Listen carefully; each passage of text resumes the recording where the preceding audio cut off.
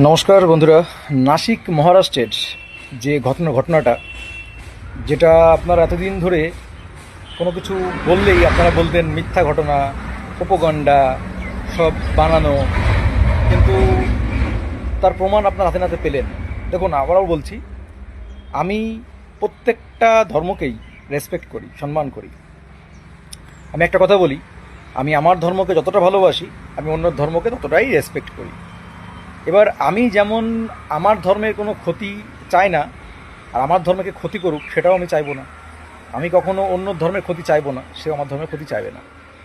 আর নিজের ধর্মকে ভালোবাসা, নিজের ধর্মের সাপোর্ট করা, সেটা কখনোই অন্যায় নয়। কিন্তু আমরা আজ হয়তো আমার এই বক্তব্যটা কতটা যুক্তিযুক্ত হচ্ছে আমি জানি না, কিন্তু এটা খুবই খারাপ এবং খুবই খারাপ দিকে যাচ্ছে। যে নাসিক মহারাষ্ট্রের যে ঘটনাগুলো ঘটেছে, লাভ জিহাদের ঘটনা, অর্থাৎ ধর্মান্তরিতকরণ, আমি আজ পর্যন্ত কিন্তু একটা ঘটনাও দেখিনি যে জোরপূর্বকভাবে কোনো হিন্দু ধর্মের মানুষ অন্য ধর্মের মানুষদের জোর করে হিন্দু ধর্মে নিয়ে আসছে, জোর করে, ছলনা করে, বিভিন্ন অত্যাচার করে।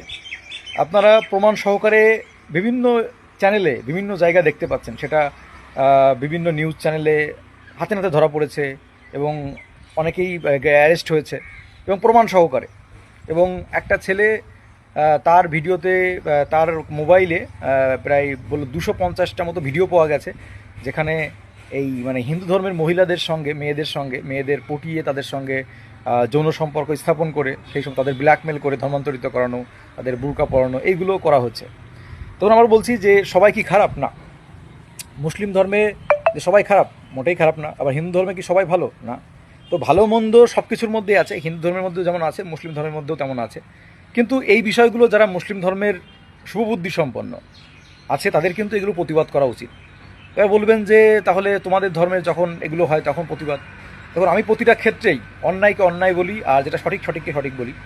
তো যারা শুভবুদ্ধি সম্পন্ন আছে তাদের কিন্তু এটা নিয়ে প্রতিবাদ করা উচিত। এবং একটা হিন্দু ছেলের উপর বা হিন্দু মেয়ের উপর অত্যাচারিত হলে ঠিক যতটা নিন্দার, একটা মুসলিম ছেলে বা একটা মুসলিম মেয়ের উপর অত্যাচারিত হলে ঠিক ততটাই নিন্দার।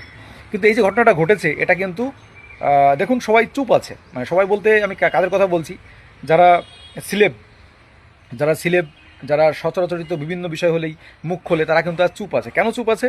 কারণ জানে যে আমি এই বিষয়টা নিয়ে যদি কথা বলি, যদি আমি প্রতিবাদ করি বা কিছু বলি, তাহলে আমার ফলোয়ার কমে যাবে, আমাকে কেউ ইয়ে করবে না, বিভিন্ন মানে একটা চলে আসবে। কিন্তু বিষয়টা কি তাই? বিষয়টা কিন্তু তাই না। আপনার যদি মানবিকতা, মনুষ্যত্ববোধ থাকে, তাহলে কিন্তু অবশ্যই আপনি কিন্তু প্রতিবাদ করবেন। সেটা আবারও বলছি, এটা ধর্ম দেখে নয়। এই যে ঘটনাটা ঘটেছে, এটা কিন্তু সত্যি নিন্দার এবং নিন্দনীয়। এটা নিন্দনীয়। এই ধরনের ঘটনা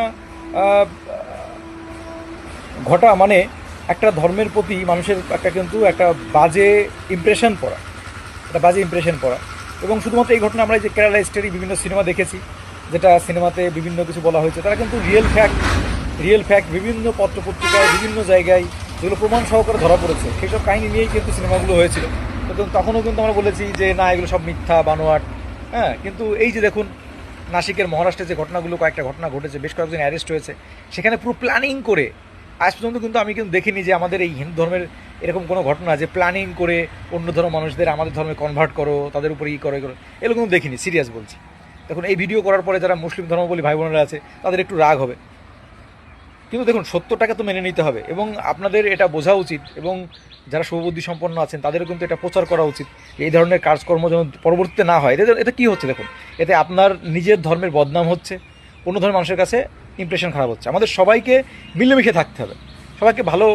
আমি আমার ধর্ম পালন করব, আপনি আপনার ধর্ম পালন করবেন। আমি আমার ধর্মকে ভালোবাসি, অন্য ধর্মকে রেসপেক্ট করি। তবে আপনার দিক থেকেও আপনি আপনার ধর্ম পালন করুন এবং অন্য ধর্মকে রেসপেক্ট করুন। এটা তো হওয়া উচিত। কিন্তু হচ্ছে, সেটা কি হচ্ছে দেখুন।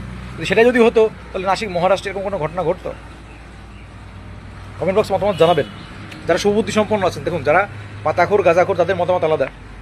যারা সুবুদ্ধি সম্পন্ন আছে, তারা কিন্তু অবশ্যই এর তীব্র নিন্দা করবেন। তারা বলবেন যে অন্যান্য হ্যাঁ, মুসলিমদের সঙ্গে অত্যাচার হয়েছে, তারও তীব্র নিন্দা জানাচ্ছি, অবশ্যই নিন্দা জানাচ্ছি। যেটা নিন্দনীয় সেটা অবশ্যই নিন্দা করতে হবে।